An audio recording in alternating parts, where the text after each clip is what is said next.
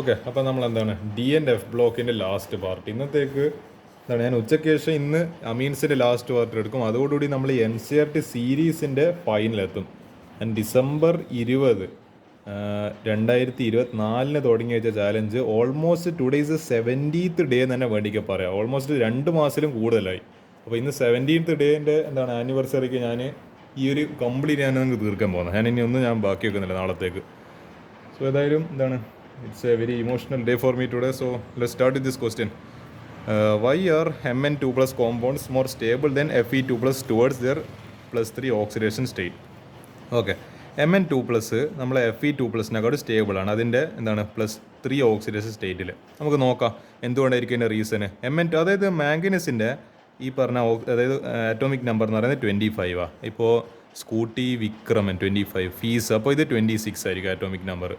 അപ്പോൾ ഇതിൻ്റെ കോൺഫിഗറേഷൻ എഴുതുമ്പോൾ ആർഗൺ എഴുതി പിന്നെ 4s2 3d5 ആയിരിക്കും. അതേപോലെ നിങ്ങൾ ഇതിനെ നോക്കേണ്ടത് ഇതിൻ്റെ 4s2 3d6 ആയിരിക്കും ഇതിൻ്റെ വരിക. അപ്പോൾ നിങ്ങൾ ആലോചിച്ച് നോക്ക്, ഇതിപ്പോൾ 2 ഇലക്ട്രോൺസ് പോകുന്ന കേസല്ല പറയുന്നത്. അപ്പോൾ ഈ 4s2 ആദ്യം 2 ഇലക്ട്രോൺസ് പോയി. അപ്പോൾ എത്ര ഇലക്ട്രോൺസ് ബാക്കി 3d5. ഈ ഡിയിൽ എത്ര ടോട്ടൽ ഇലക്ട്രോൺസ് നമുക്ക് കൊള്ളിക്കാൻ പറ്റും? നിങ്ങളൊരു പെട്ടി വരക്കുവാണെങ്കിൽ 1 2 3 4 5 1 2 3 4 5 ടോട്ടൽ 10 ഇലക്ട്രോൺസിനെ കൊള്ളിക്കുക. അതിൻ്റെ പകുതി കിട്ടിയല്ലോ. അപ്പോൾ ഈ പകുതി കിട്ടിയ എഫക്റ്റിനെ പറയുന്ന പേരാണ് ഇപ്പോൾ 5 ഇലക്ട്രോൺസ് ആണ് പകുതി, 10ൻ്റെ പകുതിയാണല്ലോ. ഇതിനെ ഹാഫ് ഫീൽഡ് സ്റ്റെബിലിറ്റി എന്ന് പറയാം. So any molecule tries anything to attain stability. അപ്പോൾ ഇങ്ങനെ എന്ത് കിട്ടി? ഒരു ഹാഫ് ഫീൽഡ് സ്റ്റെബിലിറ്റി കിട്ടി. പക്ഷേ നമ്മൾ ഈ പറഞ്ഞ Fe2+ എന്ന സ്ഥിതി ഇതിന് ഇപ്പോൾ 2 ഇലക്ട്രോൺസ് പോയി. പക്ഷേ ഇവിടെ എന്താ 3d6 എങ്ങനെ വരക്കുക? ഇങ്ങനെയല്ല 1 2 3 4 5 6. ഇവിടെ ഇപ്പോൾ എന്താ ഇവിടെ ഒരു ഹാഫ് ഫീൽഡ് എന്നോ ഫുൾ ഫീൽഡ് സ്റ്റെബിലിറ്റി എന്നൊന്നും പറയാൻ പറ്റുന്നില്ല. അതുകൊണ്ട് എന്താ ഈ കോമ്പൗണ്ട് കുറച്ചും കൂടി എന്താണ് സ്റ്റെബിലിറ്റി കുറവായിരിക്കും. ജസ്റ്റ് ഒറ്റ റീസണേ ഉള്ളൂ, ഹാഫ് ഫീൽഡ് സ്റ്റെബിലിറ്റി ഓഫ് ഈ പറയുന്ന സാധനം മറ്റേ Mn2+ൻ്റെ they are stable because of half filled d orbitals. Fe they are less stable as they have 6 electrons in their d orbital. Okay, so they tend to lose one more electron to form Fe3+. ഇവർ നിങ്ങൾ ഇപ്പോൾ വേറെ ഈ കാര്യങ്ങൾ ആലോചിച്ച് നോക്ക്. ഇതിപ്പോൾ Fe2+ന് സ്ഥിതി നിങ്ങൾ ആലോചിച്ച് നോക്ക്, 1 ഇലക്ട്രോണിനെ കൂടി നഷ്ടപ്പെട്ടിട്ട് അന്നേരം എന്താവും ഈ 2+ന് 3+ ആവും. അപ്പോൾ 3 ഇലക്ട്രോൺസ് പോയി. ഇപ്പോൾ 5 ആയാലോ, അപ്പോൾ ഇത് പോയി. അപ്പോൾ ഇതിനെന്ത് കിട്ടി? 5 ഇലക്ട്രോൺസ് എന്ന് പറയുമ്പോൾ ഹാഫ് ഫീൽഡ് സ്റ്റെബിലിറ്റി. അപ്പോൾ മാംഗനീസിൻ്റെ കേസിൽ Mn2+ ആയിരിക്കും മോർ സ്റ്റേബിൾ, കാരണം അന്നേരമാണ് ഇതിൻ്റെ ഹാഫ് ഫീൽഡ് സ്റ്റെബിലിറ്റി വരുന്നത്. അയണിൻ്റെ കേസിൽ Fe3+ വരുമ്പോഴാണ് ഇതിൻ്റെ ഹാഫ് ഫീൽഡ് വരുന്നത്. അപ്പോൾ Fe3+ ആയിരിക്കും മോർ സ്റ്റേബിൾ എന്ന് പറയുന്നത്. അപ്പോൾ നമ്മളെ ഇലക്ട്രോൺസ് അതായത് ഏതൊരു കോമ്പൗണ്ടിൽ ഏതൊരു ആറ്റം ശ്രമിക്കുന്നത് എന്താണ് അതിന് സ്റ്റെബിലിറ്റി അറ്റൈൻ ചെയ്യേണ്ടിയിട്ടാണ്. അപ്പോൾ എന്ത് എന്ന് പറയുന്നത് തലകുത്തി മറിഞ്ഞിട്ട് കളി കളിച്ചിട്ടാണെങ്കിലും സ്റ്റെബിലിറ്റി കിട്ടാൻ വേണ്ടി നോക്കും. Mn2+ൻ്റെ കേസിൽ 2 ഇലക്ട്രോൺസിന് നഷ്ടപ്പെട്ടപ്പോൾ അയാൾക്ക് ഹാഫ് ഫീൽഡ് സ്റ്റെബിലിറ്റി ആവും. അതുകൊണ്ടാണ് ഈ കോമ്പൗണ്ട് മോർ സ്റ്റേബിൾ ആയത്. അതുകൊണ്ട് ഈ കോമ്പൗണ്ട് പെട്ടെന്ന് നമുക്ക് പൊട്ടിക്കാൻ പറ്റുന്നില്ല. പെട്ടെന്ന് ഇനി അത് 1 ഇലക്ട്രോൺസിനെ ഇനി നഷ്ടപ്പെടുത്താനോ അല്ലെങ്കിൽ കൂട്ടാനൊന്നും പറ്റുന്നില്ല, കാരണം ഇത് ഓൾറെഡി സ്റ്റേബിളായി. നമ്മളിപ്പോൾ അതുകൊണ്ടല്ലേ ഈ പറഞ്ഞ നിയോണും മറ്റേ ഹീലിയവും പിന്നെ ക്രിപ്റ്റനൊന്നും അധികം non reactive gases, Noble gases എന്നതിനെ പറയാം, അലസവാതകങ്ങൾ എന്നാണ് പറയാറ്. കാരണം എന്താ, ഇവർ ഓൾറെഡി സ്റ്റേബിളായി. ഇവർക്ക് മറ്റേ ആൾക്കാർ എന്താണ് മറ്റേ അപ്പുറത്തെ വീട്ടിലെ കാണാരായിട്ടെൻ്റെ വീട്ടിൽ കയറിയിട്ട് മറ്റേ സമാധാനം ചോദിക്കേണ്ട ആവശ്യമില്ല. ഇവർ ഓൾറെഡി സ്റ്റേബിളാണ്.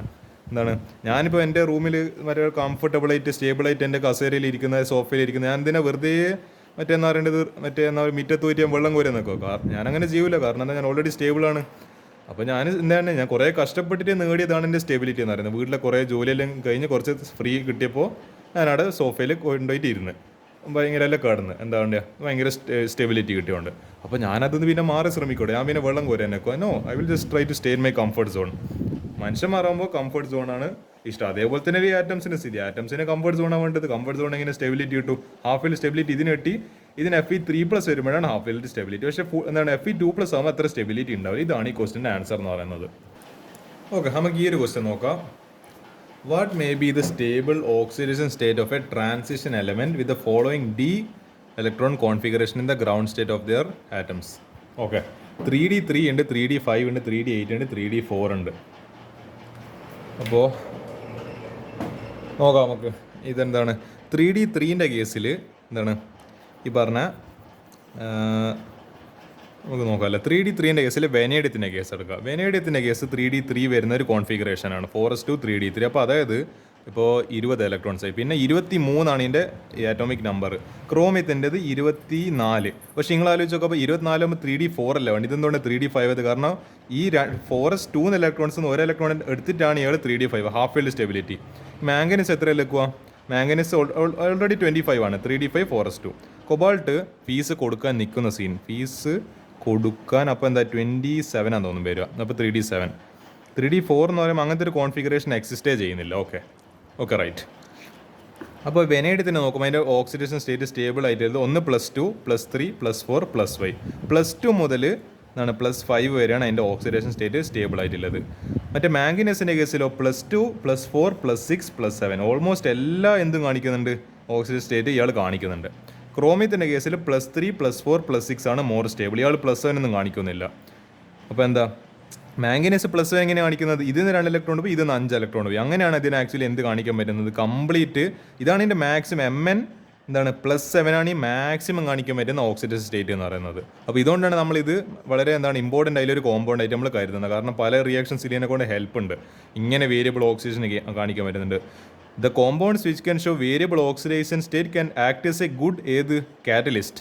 നമ്മൾ പല ഓർഗാനിക് റിയാക്ഷൻസിലും എന്താണ് KMnO4 ഉപയോഗിക്കുക. എന്തുകൊണ്ട് KMnO4 ഉപയോഗിക്കുന്നത്, ഇതിപ്പോൾ എത്രയിൽ നിൽക്കുന്നത് -8 ഇത് K+1, അപ്പോൾ ഇത് എന്തിൽ നിൽക്കണം +7 നിൽക്കണം. അപ്പോൾ നമ്മളിത് ഓക്സിഡേഷൻ സ്റ്റേറ്റിലാണ് മറ്റേ എന്താണ് ഈ പൊട്ടാഷ്യം പെർമാംഗനേറ്റ് ഉപയോഗിക്കുന്നത്. ഓക്സിഡേഷൻ്റെ പല ഓർഗാനിക് റിയാക്ഷൻസിൽ ഉപയോഗിക്കുന്ന വളരെ കാതലായിട്ടുള്ള വളരെ ഫേമസ് ആയിട്ടുള്ള ഒരു സാധനമാണ് പൊട്ടാഷ്യം പെർമാംഗനേറ്റ്. ആൽക്കലൈനും മറ്റേ ന്യൂട്രലും ആസിഡിക് എല്ലാം നമ്മൾ ഉപയോഗിക്കുന്നുണ്ട്. So it is A very important compound. അതിൽ ഇമ്പോർട്ടൻ്റ് ആയിട്ടുള്ള സാധനമാണ് ഈ Mn+7 എന്ന് പറയുന്ന ഈ ഒരു കോമ്പൗണ്ട്, അല്ലെങ്കിൽ ഇതിൻ്റെ ഒരു സ്റ്റേറ്റ് എന്ന് പറയുന്നത്. ഈ കൊബാൾട്ടിന് എന്താ സ്ഥിതി +2 +3 കാണിക്കും. കോംപ്ലക്സസ് എന്ന് പറയാൻ നമ്മളെ കോർഡിനേഷൻ കോമ്പൗണ്ട്സ് ഉദ്ദേശിക്കുന്നത്. അതിൽ +2 +3 അല്ല കാണിക്കുക. കോർഡിനേഷൻ അതായത് കൊബാൾട്ട് ബിലോങ്സ് ടു ഗ്രൂപ്പ് 9, അതായത് ഗ്രൂപ്പ് 9 വരുന്ന എലമെൻ്റാണ് ഈ പറഞ്ഞ കൊബാൾട്ട്. ഓക്കെ, D4 എന്ന് പറയുന്ന കോൺഫിഗറേഷൻ എക്സിസ്റ്റ് ചെയ്യുന്നില്ല. 3D4 എന്ന് പറയുന്നത്.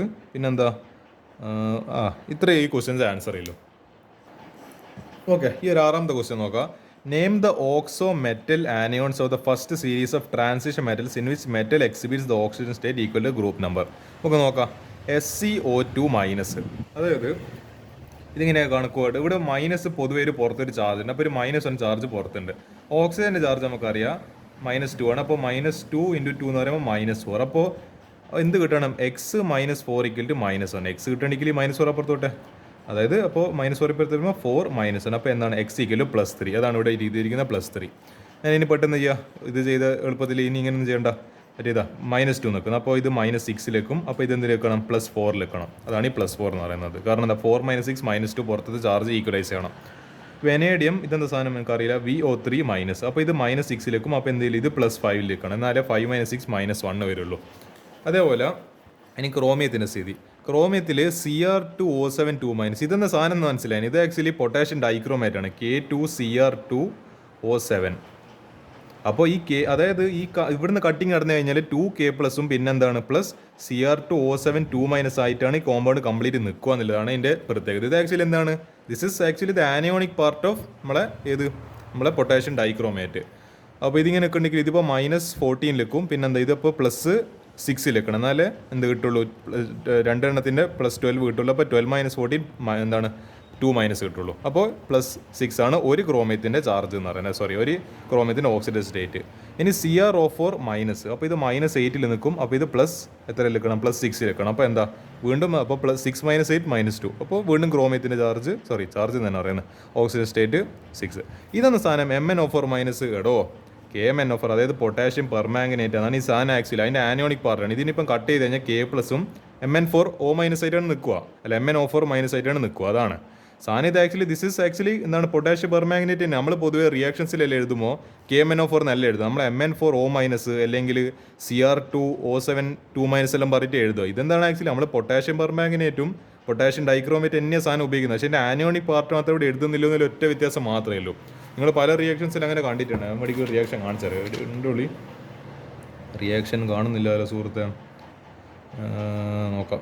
ഇതാ നമ്മളെ റിഡക്ഷൻ ഓഫ് കണ്ട ഇവിടെ ഈ നമ്മൾ പൊട്ടാഷ്യം ഡൈക്രോമേറ്റ് ഉപയോഗിക്കുന്ന. പക്ഷേ നിങ്ങൾ ഇവിടെ നോക്ക്, ഇവിടെ Cr2O7 2-, ഇവിടെയും Cr2O7 2-, ഇവിടെയും Cr2O7 2-. അപ്പോൾ എന്ത് കാണിക്കുന്നില്ല, കംപ്ലീറ്റ് കോമ്പൗണ്ട് കാണിക്കുന്നില്ല. അതാണ് അതിൻ്റെ പ്രത്യേകത എന്ന് പറയുന്നത്. അപ്പോൾ KMnO4- എന്താ സ്ഥിതി, അല്ലെങ്കിൽ MnO4- എന്താ സ്ഥിതി, MnO4 കംപ്ലീറ്റ് പുറത്തൊരു -1 ചാർജ്. അപ്പോൾ ഇതെന്തില്ല ഓക്സിജൻ്റെത് -2 എന്ന് പറയുമ്പോൾ -8. ഇതേ ഞാൻ പറഞ്ഞത്. അപ്പോൾ ഇതിൽ എന്ത് നിൽക്കണം, manganese +7 maximum oxygen state of manganese. അപ്പോൾ 7 - 8 = -1 വരും. ഇതാണ് ഇതിന് മാംഗനീസ് കാണിക്കാൻ പറ്റുന്ന മാക്സിമം ഓക്സിഡൈസ് സ്റ്റേറ്റ് എന്ന് പറയുന്നത്. അതായത് 3d5 4s2 അല്ല. അപ്പോൾ ഇതിന്ന് 2 ഇലക്ട്രോൺ പോയി, ഇതിന്ന് 5 ഇലക്ട്രോൺ പോയി, total +7 oxidise state. This will be the final answer. ഇതാണ് അപ്പോൾ ഓക്സിഡൈസ് സ്റ്റേറ്റ് ഓഫ് മാംഗനീസ് ആയിരിക്കും ഏറ്റവും ഹയസ്റ്റ്, അതായത് +7. അപ്പോൾ ഇത്ര ക്വസ്റ്റൻസ് നമ്മൾ ഇതിലല്ലോ DNF-ൽ. ഇതോടുകൂടിയിട്ട് ഈ പാഠം തീർന്നിട്ടുണ്ട്. ഈ ഒരു യാത്രയിൽ എന്തായാലും കൂടെ നിന്ന് എന്താണ് ലൈക്കും സപ്പോർട്ടും ഷെയറും സബ്സ്ക്രൈബിലും ചെയ്ത എല്ലാവർക്കും ഞാൻ എന്താണ് ഹാർട്ട്ഫെൽ ഗ്രാറ്റിറ്റ്യൂഡ് എൻ്റെ നന്ദി അറിയിക്കുവാണ്. അപ്പോൾ കൂടുതൽ എന്ത് ചെയ്യുക, ഞങ്ങൾ കൂടുതൽ NCERT ക്വസ്റ്റ്യനെ കൂടുതൽ പ്രാക്ടീസ് ചെയ്യുക. എനിക്ക് അത്രേ പറയാനുള്ളൂ. നമ്മൾ NCERT സീരീസ് എന്തായാലും എന്താണ് ഇന്നത്തേക്ക് ഇത് തീരും. പക്ഷെ എന്താ എൻ്റെ ഒരു ഡ്യൂട്ടി ഇതോടുകൂടിയിട്ട് ഇവിടെ കൊണ്ട് അങ്ങ് അവസാനിക്കും. പക്ഷെ നിങ്ങളെ ഡ്യൂട്ടി തുടങ്ങുന്നതിൽ നിങ്ങളെന്താണ് പബ്ലിക് എക്സാമാണ് സംഭവം. അപ്പോൾ എന്ത് ചെയ്യുക, അതേ സീരിയസ്നെസ്സിൽ സംഭവം കാണുക. അപ്പോൾ എന്താണ് നമുക്ക് ഞാൻ അവസാനമായിട്ടൊരു കോട്ട് ചെയ്താൽ അത് പറഞ്ഞുകൊണ്ടുകൂടി എന്താണ് ഇന്നത്തെ ഈ DNF ഞാൻ പിന്നെ ഇന്ന് ഉച്ചയ്ക്ക് ശേഷം എൻ്റെ അമീൻസിൻ്റെ ലാസ്റ്റ് ഒരു ക്വസ്റ്റ്യൻ കൂടി അതോടുകൂടി എന്താണ് ഞാൻ കംപ്ലീറ്റ് ചെയ്യാൻ ഗുഡ് ബൈ. അന്നേരം ഞാൻ ഗുഡ് ബൈൻ്റെ മെസ്സേജ് ഞാൻ എഴുതുക. ഇപ്പോൾ ഞാൻ ഗുഡ് ബൈൻ്റെ മെസ്സേജ് എഴുതുന്നില്ല. ഇപ്പോൾ ഈ ഒരു കോട്ട് കാണുന്നതോടുകൂടി ഇന്നത്തെ വീഡിയോ അവസാനിക്കും. ഈ ഒരു ചാപ്റ്ററും തീർന്നു.